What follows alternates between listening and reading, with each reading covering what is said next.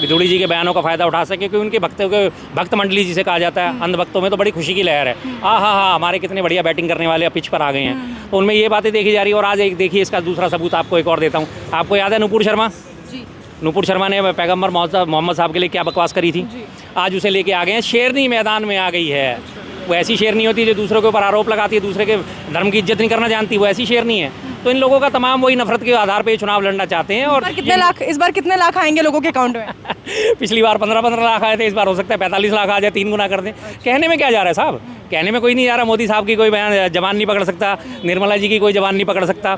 मोदी जी की जबान की आप बात करें या निर्मला जी की बात करें, तो उनके लिए उन्होंने, आपको याद होगा बिहार चुनाव हुए थे पिछली बार, बिहार चुनाव में जब मोदी जी की रैली हुई थी, 1.25 लाख करोड़ का पैकेज मैं बिहार के लिए देता हूँ। जनता ने बड़ी खुश होकर तालियां बजाई, बड़े उत्साहित हुए। अरे 1 लाख, चलो छोड़ो, 1.25 लाख करोड़ दिया, और वो 1.25 लाख करोड़ के आज तक पहुँचा वहाँ पे। नमस्कार, द जनता लाइव देख रहे हैं आप, और मैं हूं आपके साथ पूजा। दिल्ली में विधानसभा चुनावों की तारीखों का ऐलान हो चुका है, तो दूसरी तरफ तमाम राजनीतिक पार्टियां और सत्ताधीश आम आदमी पार्टी समेत तमाम पार्टियों ने अपने चुनावी घोषणाओं का भी एक एक करके ऐलान करना शुरू कर दिया है।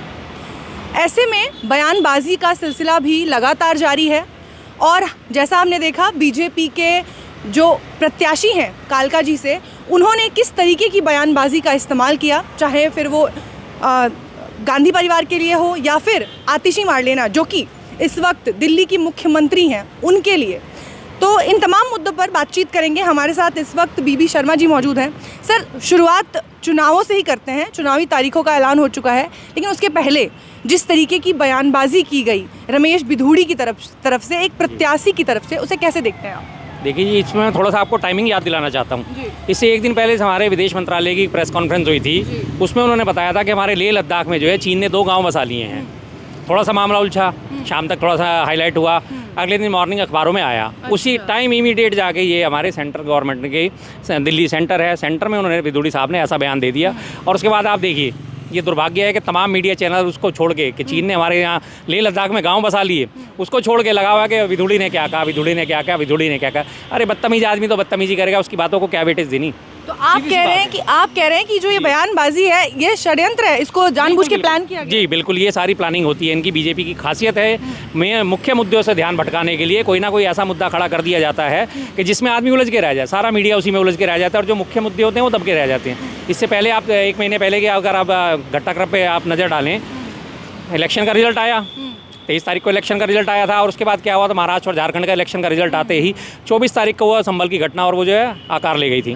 लेकिन सुबह से ही सिर्फ एक संभल, और पूरे 1 महीने तक लगातार तमाम मीडिया में वही चीज़ चलती रही, लोगों का ध्यान उससे हट गया। तो सेम स्ट्रेटजी यहाँ अपनाई जा रही है। जो मुख्य मुद्दे हैं, दिल्ली के विकास के मुद्दे उठने चाहिए, जो कांग्रेस मुद्दे उठाएगी, उन सब मुद्दों को दबाने के लिए आज की डेट में मैं आपकी भी आलोचना करूँगा कि मीडिया सिर्फ एक बात कर रहा है, विधूड़ी ने क्या कहा, विधूड़ी ने क्या कहा, विधूड़ी ने क्या कहा। अरे विधूड़ी बदतमीज आदमी है, छोड़ो उसको। आप ये पूछो दिल्ली के विकास के लिए आपके कहने का मतलब है कि इस तरीके की बयानबाजी को नजरअंदाज कर दें? बिल्कुल बिल्कुल, एक बड़ी पुरानी कहावत है ना, हाथी चले बाजार कुत्ते भूखे हजार। सीधी सी बात है, बुरे लगे तो लगे, वो तो चलेगा, जिसने चलना है वो चलेगा, जिसने भौंकना है वो भौंकेगा ही। साफ कहता हूँ मैं तो, अगर वो बदतमीजी कर सकता है तो हम भी बदतमीजी का जवाब बदतमीजी से दे सकते हैं। वो कोई आम आदमी नहीं है ना सर? आम आदमी नहीं है तो उसने तो आम से भी ज़्यादा घटियापन दिखा दिया। एक आम आदमी की भाषा भी ऐसी नहीं होती। हम तो कह रहे हैं कि वो आम आदमी नहीं है, सांसद रह चुके हैं, कालका जी विधानसभा से प्रत्याशी हैं, और आने वाले, अब आज की डेट में तो तमाम जो बीजेपी का मीडिया विंग है उन्हें मुख्यमंत्री के तौर पर प्रोजेक्ट कर रहा है। सीधी सी बात है। तो आप ये देखिए कि अगर वो आम आदमी नहीं है तो उसकी आम आदमी की भाषा कैसी है, खास आदमी होने के बावजूद उसकी भाषा आम आदमी से भी घटिया है। ऐसा व्यक्ति अगर दिल्ली का सीएम बनता है कल को, हाँ जी, तो ऐसे कैसे चलेगा दिल्ली को?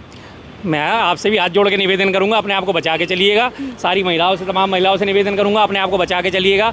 अगर इस मानसिकता के लोग अगर सत्ता में आ जाते हैं तो महिलाओं का क्या हाल होगा, फिर उनका भगवान ही मालिक हो सकता है। चलिए दिल्ली, हम इलेक्शन कमीशन पे भी बात कर लेते हैं। इलेक्शन कमीशन ने भी इस मुद्दे को बड़ी गर्मजोशी से देखा।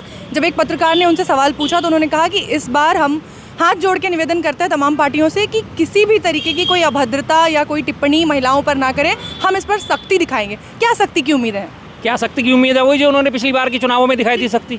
कौन से कैंडिडेट को उन्होंने नोटिस भेजा, कौन से कैंडिडेट का चुनाव कैंसिल करा, बता दीजिए। कोई एक नोटिस, कोई एक चुनाव गया, किसी को प्रचार से रोका गया हो। इससे पहले के इलेक्शन में बातें नहीं हुई थी, तमाम बातें हुई। धर्म के आधार पर वोट मांगा गया, खुल के मांगा गया। 80-20 का चुनाव है, मुसलमान तुम्हारी रोटी बेटी ले जाएंगे, तुम्हारी भैंस खोल के ले जाएंगे। बोली गई थी, ये तो बाकायदा प्रधानमंत्री जी के द्वारा ये भाषा बोली गई थी। लेकिन इस बार कह रहे हैं कि सबके प्लेन्स की चेकिंग होगी, इस बार किसी को छोड़ेंगे नहीं। वो सिर्फ कहने की बातें हैं जी, चेकिंग होगी और नहीं होगी। चेकिंग आप छोड़िए, आप ये बताइए कि आपने भाषणबाजी पे क्या एक्शन लिया। पिछली बार के चुनावों में टाइगर राजा सिंह था, उधर से माधवी लता चुनाव में लोकसभा में उम्मीदवार थी, उसने बाकायदा मस्जिद की तरफ तीर कमान करके दिखाया था कि मस्जिद हम ढा देंगे, उनका इशारा ये था। क्या एक्शन लिया था उस पर, जो इस बार हम चुनाव आयोग की बात पे यकीन कर लें? वो लगता है आपको कि कोई एक्शन लेगा चुनाव आयोग? और खासतौर से सत्ताधारी पार्टी वालों के लिए चुनाव आयोग एक्शन क्या लेगा कि पिछली बार के चुनावों से पहले ही उसने जो है एडवाइजरी जारी कर दी। राहुल गांधी जी बयान देते हुए सतर्कता बरते हैं, राहुल गांधी जी के लिए एडवाइजरी जारी कर दी। आपने अपने मंत्रियों के लिए, संत्रियों के लिए एडवाइजरी जारी करी थी? नहीं ना।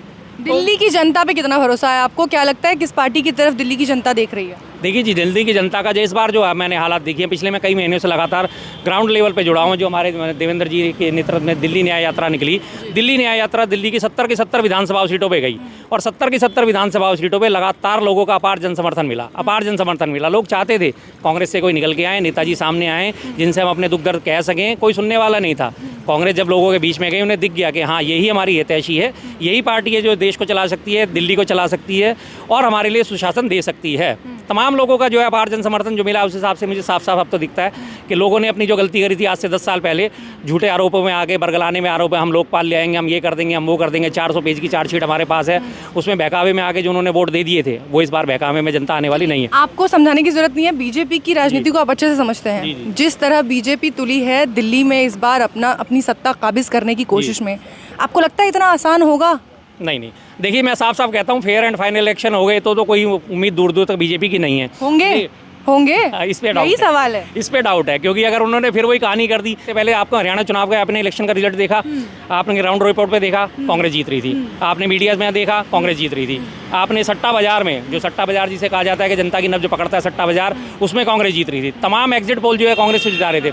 लेकिन इलेक्शन के रिजल्ट आने से, काउंटिंग से एक दिन पहले नायब सिंह सैनी साहब का बयान आता है, हमने सारी व्यवस्थाएं कर ली हैं, हमारी सारी व्यवस्थाएं हो गई हैं, हम सारी व्यवस्थाएं कर चुके हैं। और उनका जो चेहरा, चुनाव लड़ी क्यों रहे हैं सर?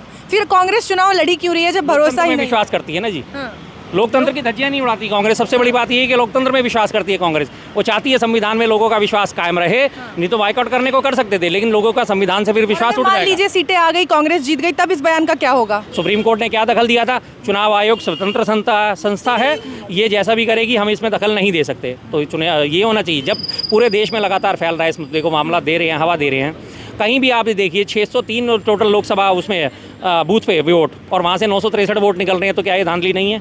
कुंदर की विधानसभा 2.25 लाख सीटों से ऊपर जो वोटों से लेके जो बीजेपी का कैंडिडेट जीतता है 2.25 लाख वोट लेके, तमाम 65% मुस्लिम मऊ क्षेत्र एक ही रात में क्या उनका सारा बदल गया। जबकि मुस्लिमों के लिए बीजेपी का माहौल सबने देखा हुआ है।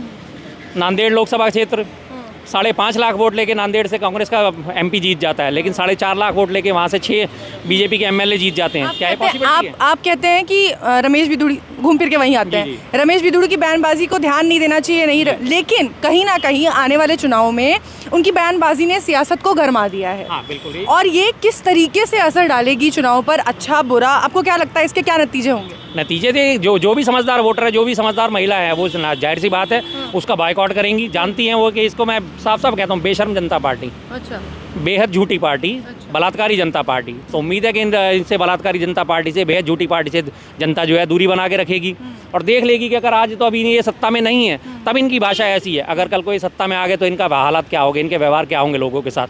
और ये कोई आज की नई बात नहीं है। इससे पहले हरियाणा का एक और उदाहरण आपको देना चाहता हूँ। जब मनोहर लाल खट्टर साहब वहाँ के मुख्यमंत्री थे, उन्होंने हिसार में एक वो अपने मुख्यमंत्री का वो जो जनसभा रखी थी कि आइए अपनी परेशानी बताइए।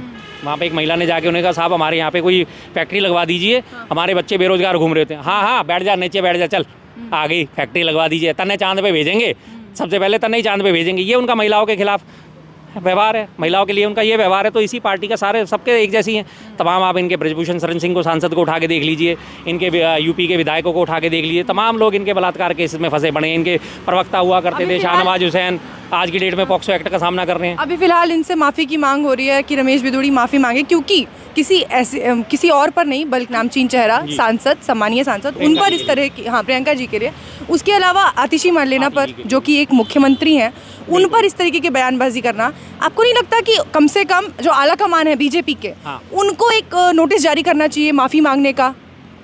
मुझे जो लगता है, मैं साफ आपको बताऊं, इसमें कोई उम्मीद नहीं है कि बीजेपी आला कमान कोई नोटिस जारी करेगा।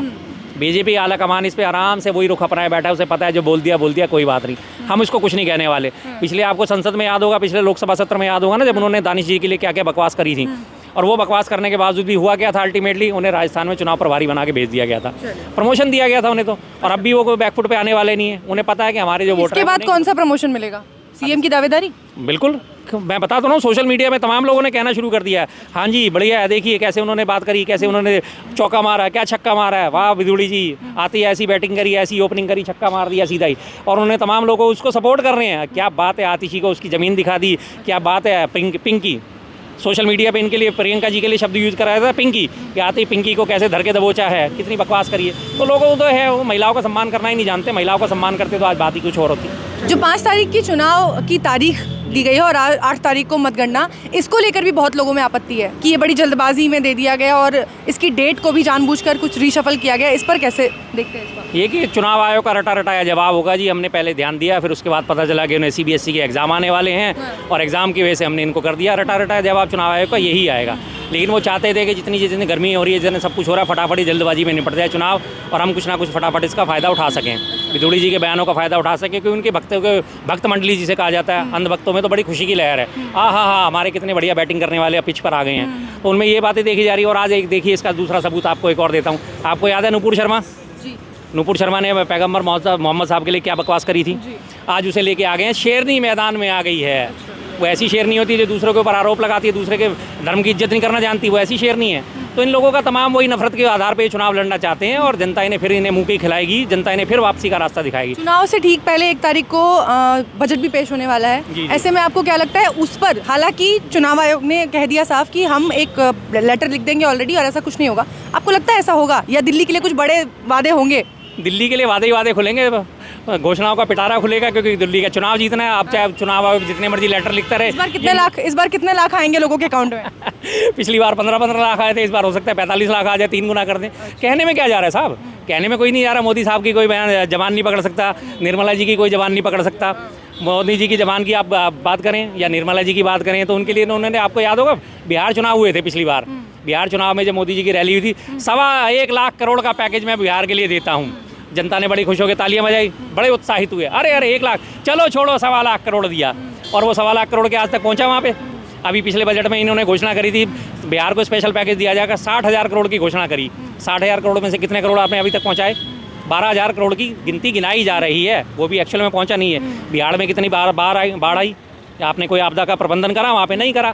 मीडिया ने भी उसे नहीं उछाला, क्यों? क्योंकि गठबंधन की सरकार है, गलबैयाँ डाले में एक दूसरे के गले में, तो इसलिए उन्होंने भी कुछ नहीं बताया कि लाखों लोग जो प्रभावित हुए बिहार में बाढ़ से, तमाम पुल टूटे बिहार में, किसी ने कोई आवाज़ ही नहीं उठाई।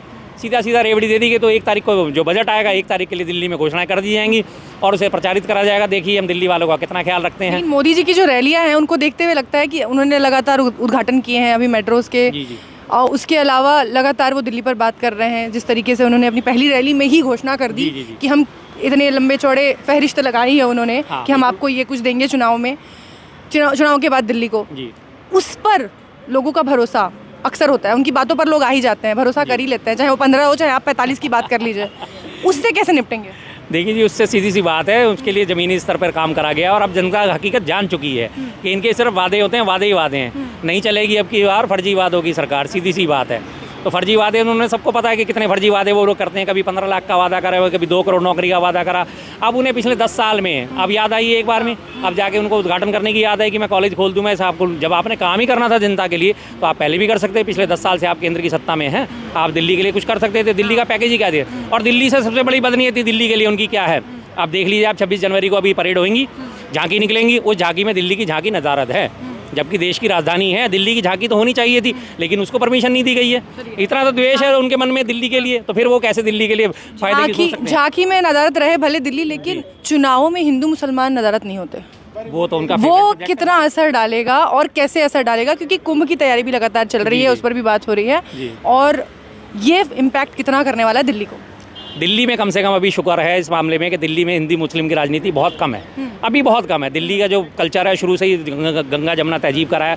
पुरानी दिल्ली में अभी भी लोग एक दूसरे को पहचान भी नहीं पाते कि मुसलमान है या हिंदू है। लेकिन ये वही दिल्ली है सर, हम वहीं खड़े हैं जहाँ बीते कुछ साल पहले सबसे बड़े दंगे देखे गए हैं सदी के। पिछले 2020 में वो दंगे हुए थे, देखिए दंगे हुए कहाँ थे?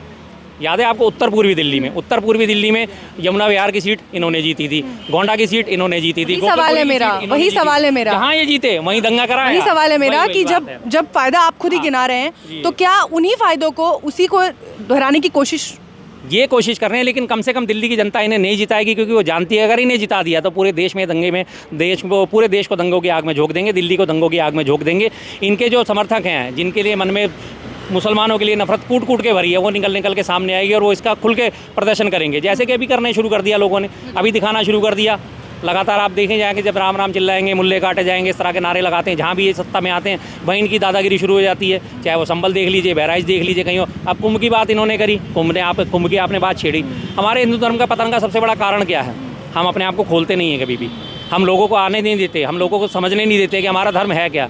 जब हम लोगों को आने देंगे, समझने देंगे, तभी तो लोग हमारे धर्म के प्रति आकर्षित होंगे। बौद्ध धर्म कितने लोगों से शुरू हुआ था? एक अकेले भगवान बुद्ध थे। आज करोड़ों की तादाद में उनके अनुयायी हैं। किस लिए अनुयायी हैं? भारत से निकल के वो बांग्लादेश गया, चीन गया, जापान गया, बर्मा गया, थाईलैंड गया, म्यांमार गया, तमाम एशियाई देशों में बौद्ध धर्म का प्रचार प्रसार हुआ ना, तो आज कितने वहाँ पे लोग उनके समर्थक हैं। लेकिन हमारे यहाँ क्या होता है कि जो भी हमारा त्यौहार है, नहीं हमारे में मत आओ। अरे जब हमारे में आएंगे नहीं, हमारे को जानेंगे नहीं, पहचानेंगे नहीं, तो शामिल कैसे होंगे हम लोगों में? एक तरफ तुम कहते हो कि हमारे देश हिंदू धर्म में आओ, शामिल हो, जब आप उन्हें शामिल ही नहीं करना चाहते, वो कैसे शामिल हो जाएंगे? एक आखिरी सवाल अगर आपसे पूछूं, बीजेपी को कितनी सीटें मिल सकती हैं आने वाले चुनाव में? आने वाले चुनाव में देखिए, पिछली बार इनकी 8 सीटें थी। मैं साफ साफ कहता हूँ, इस बार इनका थोड़ा सा ग्राफ तो जरूर बढ़ेगा। 8 की 16 तक हो सकती है, 15 या 16 तक हो सकती हैं। लेकिन जो इनका समर्थन है कि पूर्ण बहुमत की हम सरकार बनाएंगे या हम सरकार बनाने जा रहे हैं, वो इनका दावा पिछली बार की तरह हवाई होने वाला है। सीट इनकी 2-4 सीटें जरूर बढ़ने वाली, ये बात कन्फर्म है। अच्छा जी। और घटेंगी किसकी? जो 8 इनकी आपने बढ़ाई, वो 8 घटेंगी किसकी? घटने के लिए तो एक ही है, सत्ताधारी पार्टी इस बार आम आदमी है। जो कांग्रेस भी खड़ी है तो उनके बढ़ने के चांसेस नहीं है, इसका मतलब आम आदमी पार्टी नहीं, आम आदमी तो घट रही है। आम आदमी को जो वोट मिला था वो सारा कांग्रेस का ही वोट था। लोग इंतजार कर रहे थे कोई नेता आए, कांग्रेस से लोग बाहर आए, हम उनका सपोर्ट करें। देखिए, कभी भी कोई भी एक जब तक कोई गार्जियन नहीं होता ना, तो लोग आगे पीछे नहीं चलते। अब जब लगातार दिल्ली न्याय यात्रा चली, 70 विधानसभा हम लोगों ने कवर करी, हर विधानसभा में लोगों ने अपार जन समर्थन दिया और लोगों ने आके कहा, साहब आप लोग कहाँ थे, हम आप लोगों का कब से इंतजार कर रहे थे। सबसे इम्पोर्टेंट चीज़ जो दिल्ली की जनता को दी जा रही है और उसको लेकर बड़ी बातचीत होती है, मुफ्त की रेवड़ियाँ, ये वर्ड हम हमेशा सुनते हैं। जी। तमाम पार्टियां अभी इस वक्त मुफ्त की रेवड़ियां बांट रही हैं और दूसरों पर इल्ज़ाम लगा रही हैं कि ये मुफ्त की रेवड़ियां दे रहे हैं। तो जो पार्टी पहले से दे रही है या अब बीजेपी जो कि राशन देने का दावा करती है, आयुष्मान का दावा करती है, किसको इसका फ़ायदा होने वाला है? राशन देने का फ़ायदा जो करा, अब राशन के नाम पे तो 80 करोड़ लोगों को आपने जो है बिल्कुल भिखारी बना दिया। 5 किलो राशन का कटोरा हाथ में थमा दिया। उन लोगों को रोज़गार देने के बदले, उन लोगों को हिम्मत देने के बदले, उन लोगों को काम देने के बदले, रोजी रोटी देने के बदले आपने उनके हाथ में 5-5 किलो राशन का थैला थमा दिया। हालात आपने लोगों ने पहले ही ख़राब कर दी। दुनिया की आबादी आज 800 करोड़ है और 800 करोड़ में से 10% की आबादी को जो आप राशन दे रहे हो 5 किलो का, तो क्या उन्होंने विकास करा? कुछ भी विकास नहीं करा। रही बात मुफ्त की रेवड़ी की, तो जो सुविधाएं होती हैं उन्हें रेवड़ियों में गिनना अलग चीज़ है। अगर बुजुर्गों को फ्री में इलाज दिया जा रहा है तो ठीक है जी। कांग्रेस ने आज वादा करा है कि 25 लाख तक का इलाज मुफ्त देंगे। बहुत सारे लोग ऐसे हैं जो बिना इलाज के अभाव में मर जाते हैं, परेशान हो जाते हैं, और ये सरकार का काम होता है शिक्षा, स्वास्थ्य, रोजगार देना। शिक्षा और स्वास्थ्य सबसे ज़्यादा प्राइमरी चीज़ है। शिक्षा मिल जाएगी तो रोजगार अपने आप मिल जाएगा, स्वास्थ्य अच्छा होगा तो व्यक्ति अपने आप काम कर लेगा। तो ये दोनों चीज़ें जिन पे काम करना जरूरी है, उसके लिए काम करा जा रहा है और उम्मीद है पूरी इसका फ़ायदा हमें मिलेगा। चलिए, बहुत शुक्रिया। बाकी आने वाले समय में 8 तारीख को हम नतीजों से दिल्ली को साफ हो जाएगी, दिल्ली की क्या कुछ हालत। धन्यवाद सर आपका हमसे बातचीत करने के लिए।